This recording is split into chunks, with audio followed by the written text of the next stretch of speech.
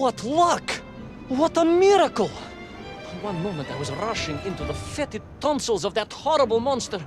The next, I was plummeting downwards to the jungle floor beyond its reach. I prayed I would land on something soft. Perhaps your head. But nothing could have prepared me for what was about to unfold. An epic saga of pride, power, and revolution. A struggle for freedom the likes of which our world has never seen. And it happened like this.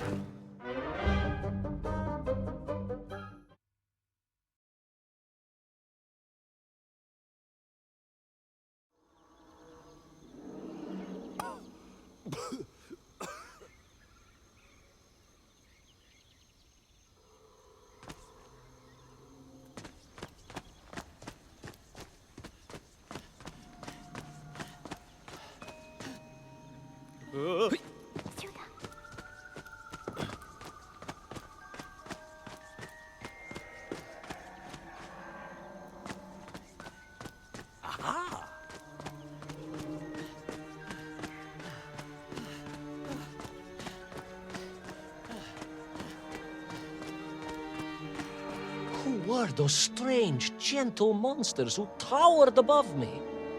I could only guess they were the lost tribe of the MENKV, an earlier race of people. But why were they so fearful of those ancient gates that lay just beyond their village? And why did they seem to recognize me? Why?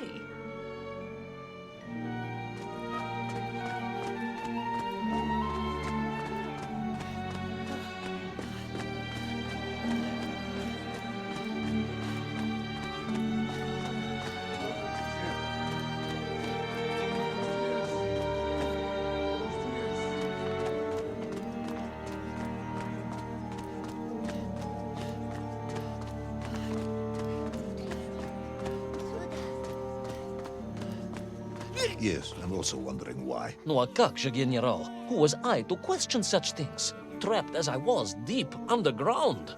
I was more curious, I must admit, about the location of little Orpheus.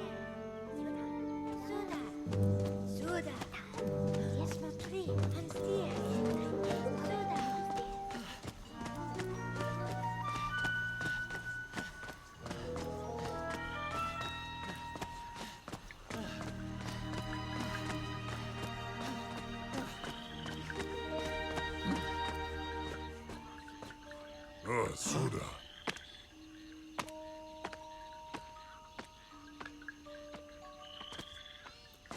You talk of a great city, a mighty power, yet your MENKV squatted like savages in huts at its boundary.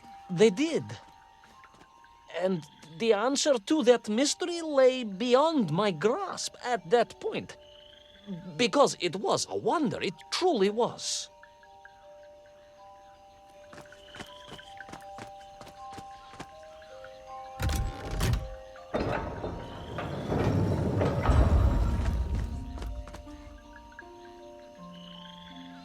Upstairs.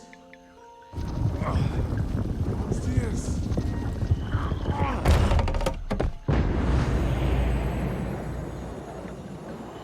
And on.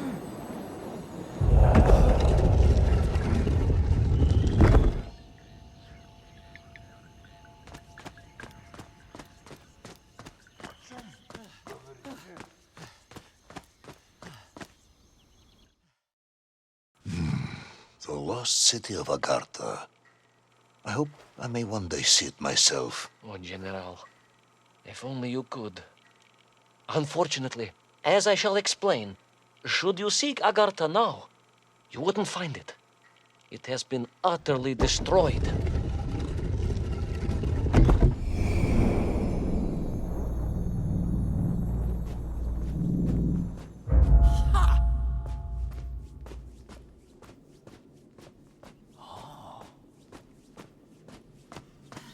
Utterly destroyed? Utterly, General, a tragic loss. A convenient loss. I imagine archaeologists weeping as I tell you. But most importantly, before we continue, you must understand one crucial fact about its destruction. Which is? It wasn't my fault.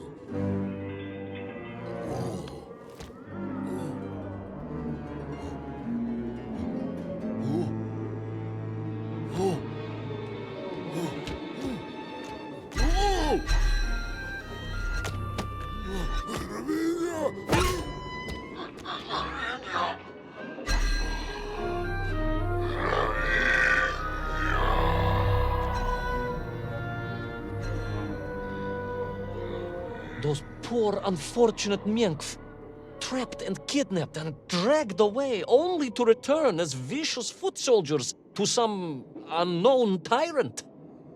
And yet, there was something familiar about the shtukovina they were forced to wear on their heads, which I was sure were being used to control and enslave them. And what was that? General, it curiously resembled the radio sets I used to tinker with as a child. Radio sets? It was very curious. It was very curious. It was extremely curious.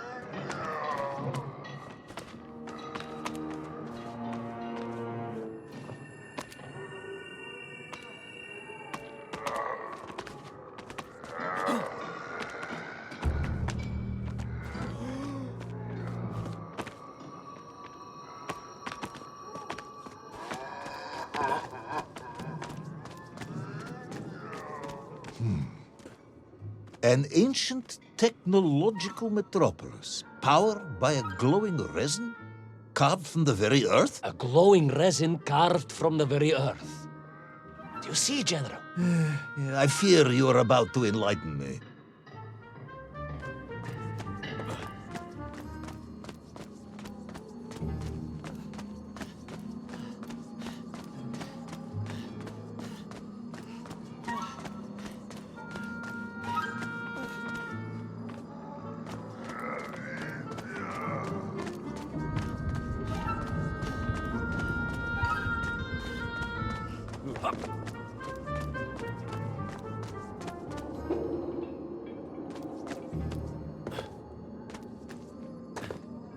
Little Orpheus must have been drained by the impact, but whoever had stolen it and brought it here was no doubt planning to use the Agarthan resin to charge up the atomic bomb, restoring the device to its full potential.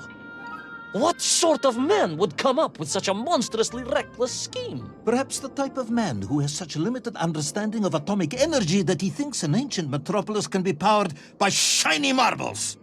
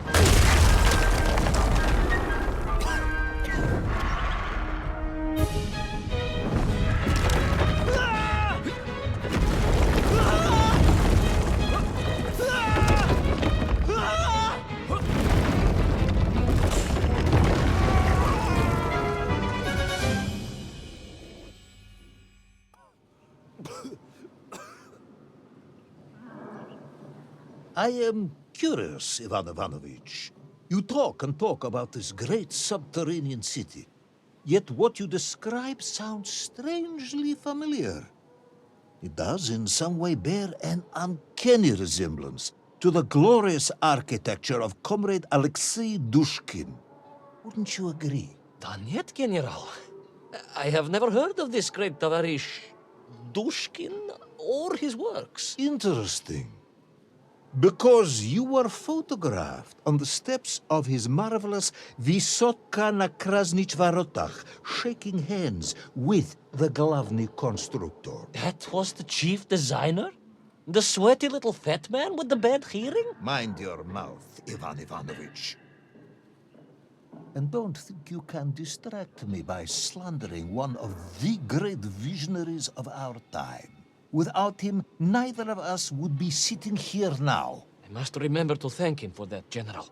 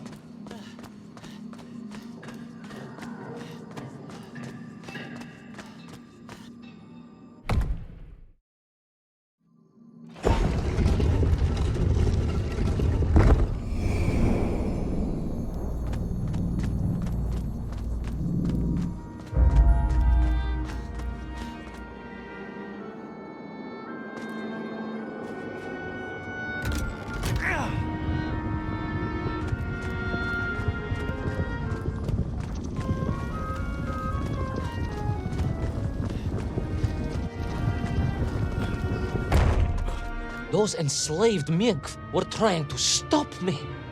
I was sure of that now. I find myself sympathizing with them, I must admit. No, General, then I have failed to win you over. Uh-huh. A point of agreement at last.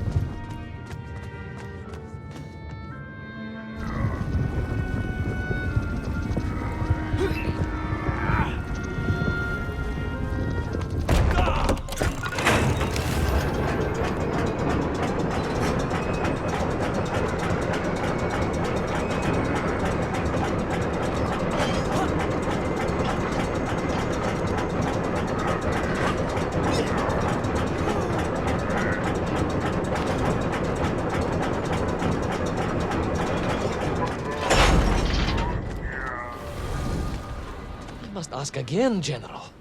Are you mocking me? That would be unprofessional, comrade. I will try harder to convince you then. It is, after all, a cautionary tale of unleashed tyranny. It is a cautionary tale of unleashed idiocy. But please, do continue.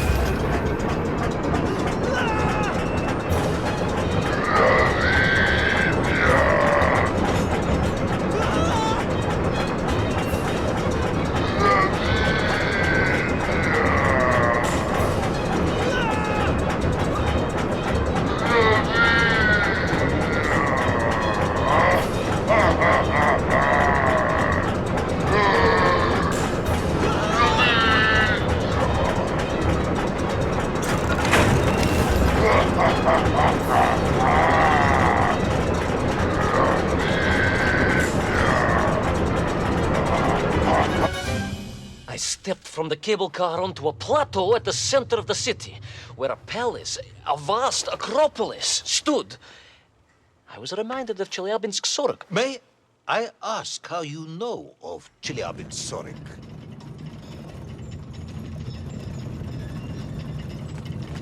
My Aunt Masha was a traveling tinker who married a beef investigator from Zlatoust. She told me of a secret but wonderful city in the west, an edifice of sheer power, humbly serving the will and needs of the people. Yes, unfortunately, that story didn't end so well. No, that's what Auntie Masha told me. And perhaps that is why I was also reminded of it. Because the moment I touched the floor in that place, I could tell something was very, very wrong.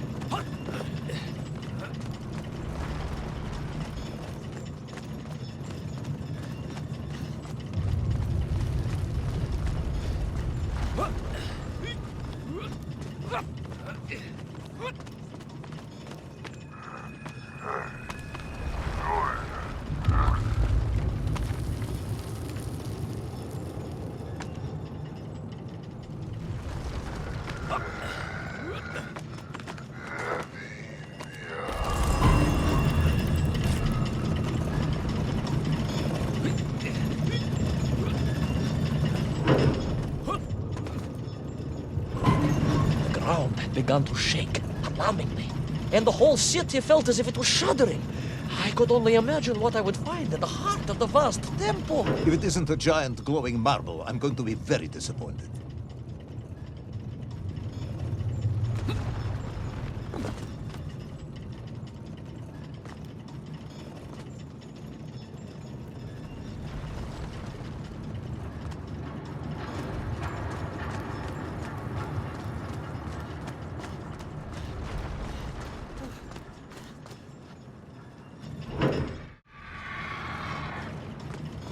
A huge resin sphere that overshadowed all of the others. I caught glimpses through the twisted architecture.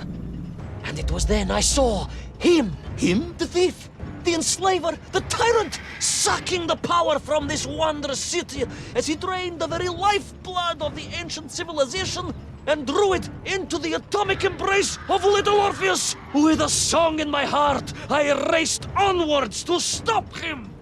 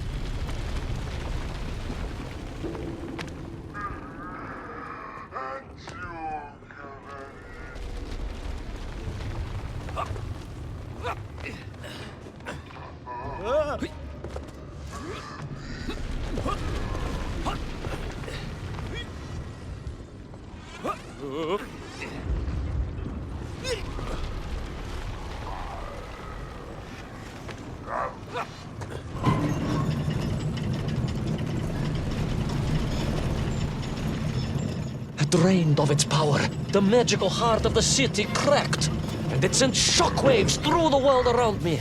A true monster general, willing to bring down the mountain itself upon Agartha and bury it forever in his ruthless scheme. I could not save that wondrous place, General, to my shame and regret. But I resolved myself to avenge the MENKV, to recapture little Orpheus, and to bring that tyrant to justice.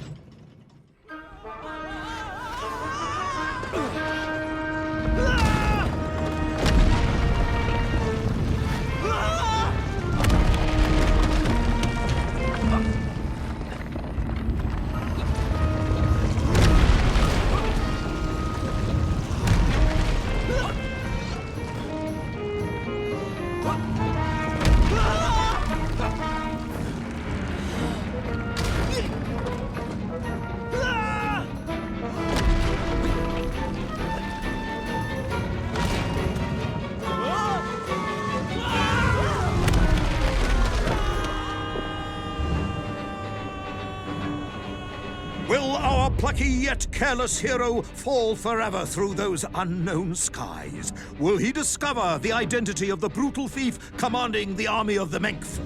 What chance does he have of ever returning to his beloved homeland? How long can the general's patience last? All of these questions and more will definitely be answered in the next exciting episode of Little Orpheus!